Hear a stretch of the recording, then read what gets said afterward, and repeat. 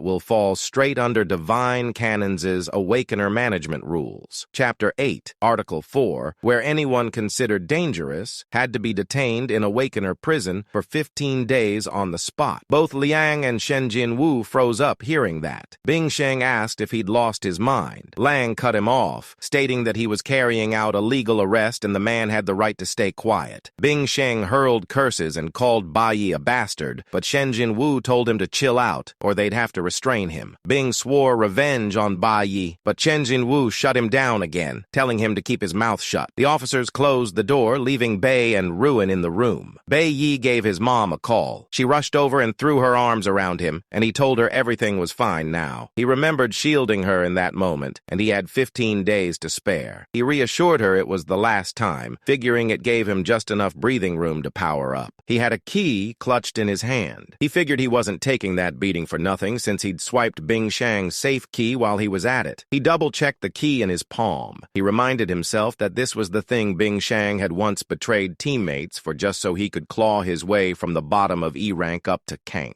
A little while later, he slipped into Bing Shang's room and slid the drawer out of the way. He figured the man always stashed it in the deepest hidden safe in his own bedroom. Not even his family knew about it. Back in his old life, he hadn't even found out it existed until he was already dead. With this, he could finally take a shot at clearing a demon cave solo. Some time passed, and Bai figured that right now, only demon caves had a shot at granting profession upgrades, but every last one of them was locked down by God's control, only accessible to guild members. The only options he had were the school-run demon caves and one hidden demon cave he had known about in that previous timeline. That hidden demon cave didn't have a listed level cap or difficulty rating. He locked in on the idea that he had to be the fastest, the one to leave everyone else behind. On May 22nd, 21105, Friday 2202, inside the Inspectorate detention room, one of the officers mentioned that their whole security force had scrambled over that alert. Even the deputy leader got involved, and they still turned up empty, asking if it had been a false lead. Another officer replied that it didn't matter if it was real since anything tied to rebels couldn't be taken lightly. If Snow actually showed up in their county on group celebration day, things would spiral hard. Chen Jinwu noted that he'd heard their captain was cutting his trip short to return, and Lang quickly reminded them it wasn't their place to be trading talk about that. All of a sudden, Bing Shang called out to Liang, pleading for mercy since it was his first offense and promising it wouldn't happen again. He caught wind that his wife was about to give birth, and his buddy had just launched the flashiest postpartum care center in all of Chui County. Lang brought up the Inspectorate bribes again and reminded him he used to run with the guild crowd. He pressed him on whether he'd really forgotten how that whole mess spiraled out of control. Bing Xing clammed up completely blank. Chen Jinwu warned that getting caught meant more than a slap on the wrist, so he should get some early rest since he'd be relocating to the Awakener prison tomorrow. Laying low for now was his only decent option. Bing Sheng snapped, blurting out Bei Yi's name with fire in his eyes. Meanwhile, Bei Yi counted down the 15 days until his release, knowing he had to bulk up his strength before then. Demon caves were his only shot right now. now. They could crack open anywhere, hidden slices of space layered next to the real world, reachable through a door that blinked into reality out of nowhere. Most caves got flagged and locked down fast by guild teams. They were crawling with demonic beasts and packed with demonic ore, making them prime hunting grounds for awakeners chasing a boost. The problem was, demon caves weren't a walk in the park and usually needed a full crew after a proper check. In his last life, this particular cave didn't even hit the news until 5 years later, when a demon breakout blew its cover wide open. An F-rank cave normally took 3 E-rank awakeners to handle, and an E-rank 1 needed a 5-man crew, 3 E-ranks and 2 D-ranks just to make it through alive. Judging by the current timeline, this one was likely sitting at Frank, and it was the only hidden cave he could reach right now without tripping alarms. He cracked open the untouched entrance, his hands stretched into the dark beyond. He knew demon caves demanded serious teamwork across elements and combat roles to stand a chance. But right now, he had no backup and 0 time, so going solo was the only card he had left. The system flagged his entry and slapped on a warning about an unknown danger level. One look told him the whole place was an icy wasteland, and he braced himself for cloud-type magic beasts to start showing up. Then his nerves jumped when a massive bear came into view. He picked up signs that someone else had already been through here. The creature snoozing in the open was an ice field bear sitting at E8 rank. Out of nowhere, a wolf lunged at him from behind. He figured there had only been a 10% chance of crossing paths with one, even in an E-rank cave. He started to suspect this cave went unnoticed because most of its monsters were still in hibernation. The bloodthirsty forest wolf belonged to the E-rank cloud-type bracket, and even one of these things had stats that beat his. He dodged fast and leapt clear of its charge. Once on the ground, he widened the gap to buy some breathing room. The wolf rushed back in, jaws snapping, and he blocked with his dagger. He twisted his wrist and flung the beast off with a sharp counter. It spun around and locked eyes with him, ready for another go. He didn't flinch, charging in and slashing deep. The blade split the wolf in two. Its body dropped motionless into the snow. He recalled that the A-rank weapon stashed in that old safe wasn't even available on the market and filled his current power gap like it was made for him. The Kunwu blade cranked his strength by 150, luck by 50, stamina by 100, and tossed in 20%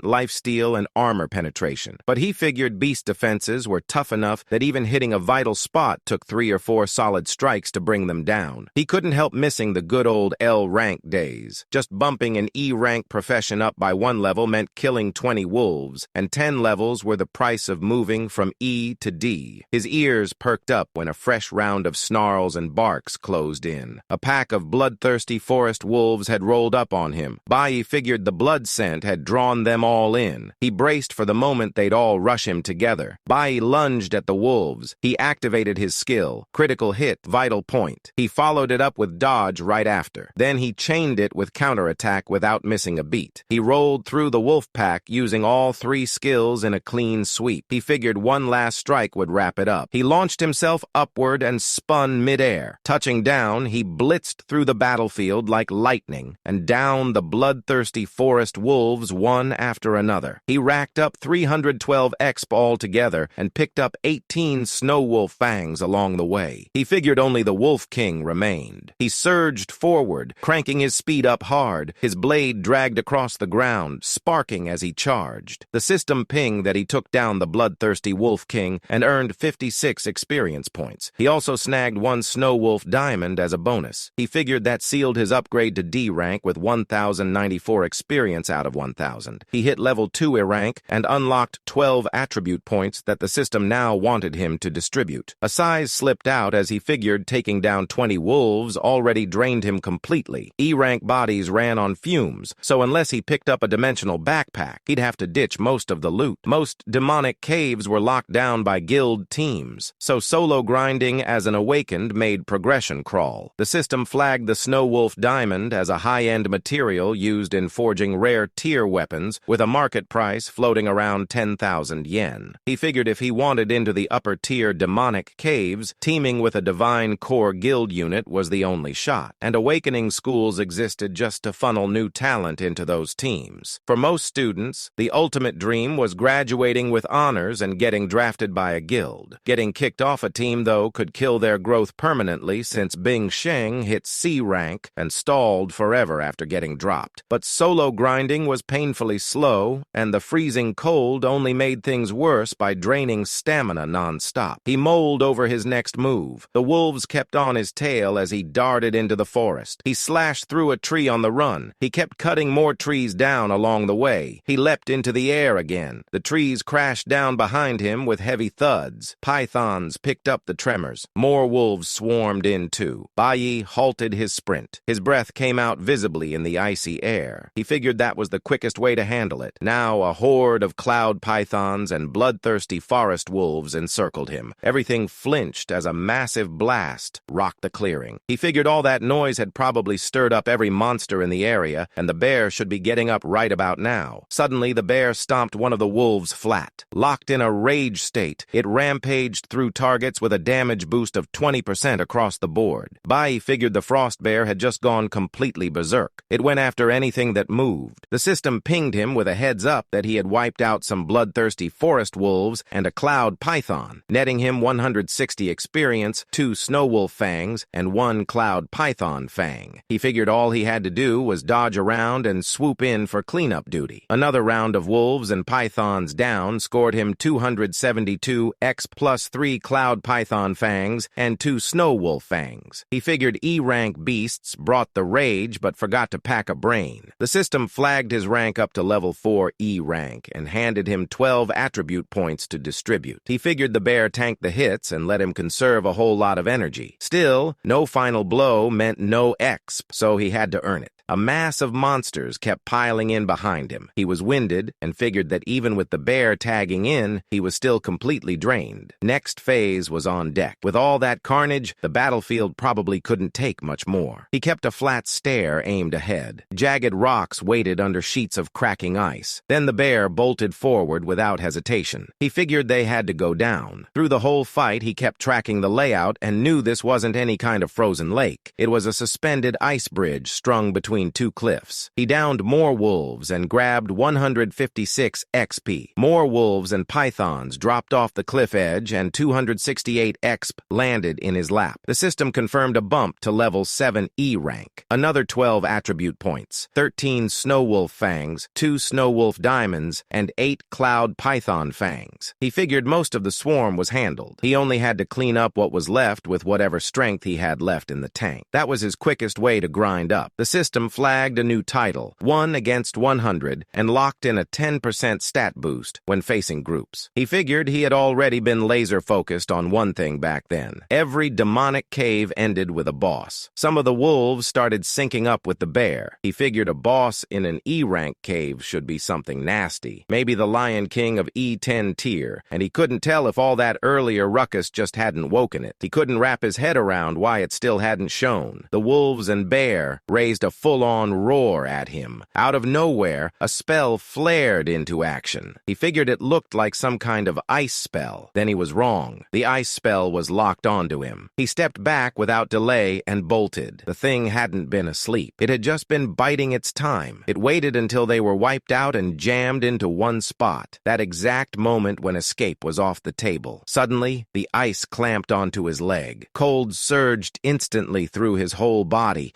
Even the ice bridge had been baked. It only had to show up at the end and clean house. There was something deeper hiding in that low-tier dungeon. Then the monkeys came out. One of them carried level 11, a cloud elemental spell demon, King of Kanglin, backed by 2 level 10 deputy generals, Kanglin demon monkeys. He figured this one might actually have brains behind the brune. The King of Kanglin curled a nasty smile at him. He stared right back without blinking. On May 23rd, 21,105, Saturday at 2:10 a.m., Bai was inside the F-rank hidden demon cave, and he was frozen along with the other monsters. He was completely frozen, and at that pace, his body would spiral into total hypothermia. Soon, the King of Kanglin suddenly pointed at him. The generals immediately sprang into action. They lunged at Bai at an insane speed. Bai figured he had no other option. The general swung its arm at him before the blow landed. He managed to smash through the ice. The general's attack still connected. The King of of Kanglan blinked in surprise when he caught that Bei had survived. He activated his skill parry. He poured every last drop of energy into shattering the ice, but the toll on his stamina was massive. He activated his skill, Shatter, which has a chance to instantly break free from control effects when he forces out all his energy, but the stamina cost is brutal. He figured the King of Kanglan would need time to cast another spell at that level. He had to take him out before that happened. The King of Kanglan clenched his fist. The ice pinning down the bear and the wolves shattered, and they roared like something out of a primal nightmare. Bai was horrified. The unsettled ice-field bear loomed over him. He figured the nuclear element naturally got shut down by the cloud elements, and with his current stamina, even taking on those two monkeys was a stretch. The King of Kangland stood on the top of a rock behind the bear. A massive swarm of monsters packed the space in front of the bear. One of the monsters lunged at Bai. Bai figured if Moore kept charging him like that, survival would be a total fantasy. He jolted when he caught another monster coming in from the side. He dodged both hits fast. He dropped to his knees a few meters behind the monsters. He figured this was bad since he'd burned through all his strength. The bear let out another roar and barreled at him. He braced himself. The bear slammed its arms and sent him flying. He landed without busting anything, but he figured it was way too cold and his stamina was about to hit zero. He was boxed in by monsters and the whole thing looked completely hopeless. Suddenly, the King of Kangan laughed with a twisted edge. He activated his spell, Ice Storm. Bei Yi wondered if the guy's cooldowns were really that short. He was horrified,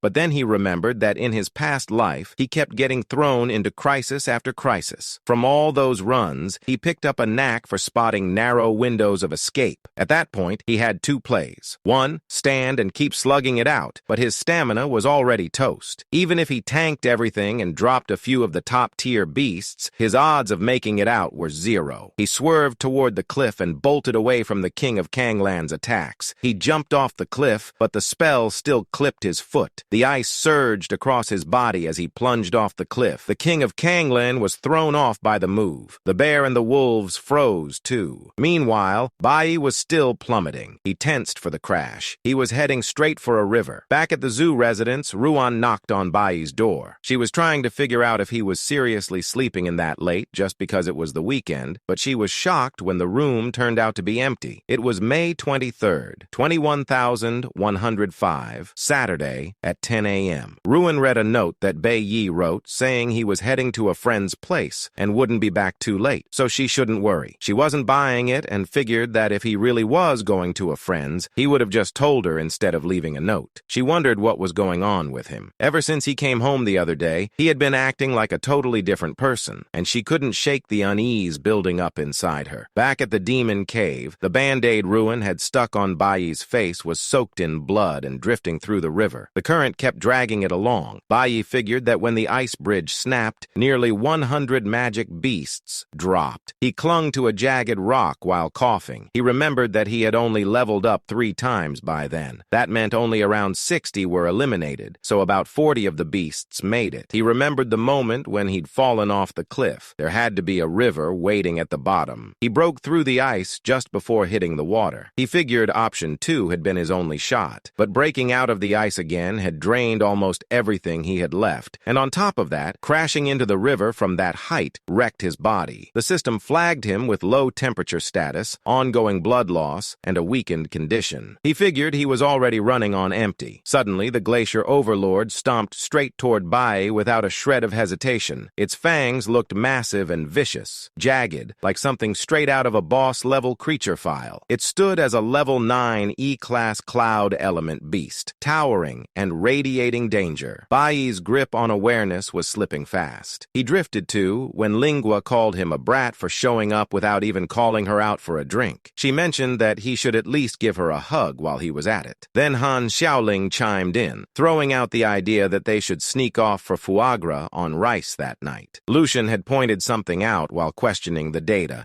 throwing in that Bei Yi better hurry and help check it. The memory shifted to when Ruan had checked in on the wound on his head and asked if it hurt a lot. Everything blurred as his soul frayed and slipped deeper into memory. But then the King of Kanglan flashed into focus. Bing Sheng's voice echoed with pure spite, telling him to go to hell. Another guy backed it up, repeating the same venom with no hesitation. Then a third one, unnamed, cold, final, hammered it in that he should go to hell. They all piled on, locking in the idea that this was where his road ended. That snapped something alive in Bay's soul like a spark catching dry fuel. He locked onto one truth, one line. He wasn't allowed limits. Not now, not ever. That weight came from the wreckage still clinging to him from a past life he hadn't let go. He grabbed one of the Glacier Overlord's fangs with bare hands and jammed his dagger upward through its mouth. The Glacier Overlord froze, shaken for once. By flared with resolve, locking in that those regrets they weren't repeating. He'd already lost everything once with nothing left to give. He'd already died one time too many. Driving forward with his knees, he forced the beast's mouth shut against the strain. He locked his will in place, locking out death once and for all. He sent the creature flying with brute force. He dropped back down, landing on both knees with a thud. One heavy breath pulled out from deep inside him. Power bled from his body, heavy and raw. Only that kind of cornered chaos could yank out a class advancement. He reminded himself that this was the reason he soloed a labyrinth, pulled monsters after him, and dove off a cliff. Suddenly, a pack of wolves swarmed in. More beasts boxed him in, teeth and snarls closing the circle. He tossed himself into every no-win scenario he could find, and all of it circled back to chasing a feeling that had slipped too far out of reach. The system flagged him, saying he hit extreme desperation, and his adrenaline spiked off the charts. Some trace of that old feeling crept back as the system followed up. Advancement triggered. Then it hit him with a block, stating that conditions weren't met and class advancement failed. But he picked up the nuclear holy swordsman advanced skill instead. By zeroed in, figuring that even without a full advancement, scoring a skill like that meant something. He readied for the next wave. He locked eyes on the beasts and prepped to wipe them clean off the field. His eyes lit up again, burning with fresh energy as he turned the glare on every monster around. The Glacier Overlord let out a sound that shook the ground. Bai activated his skill, Sanctuary, right then and there. At the same time, the Icefield Bear and the wolves charged in from the rear. He fired up Sanctuary again and brought his blade down with purpose. Confidence didn't just return. It anchored in him like steel. The system confirmed the kill.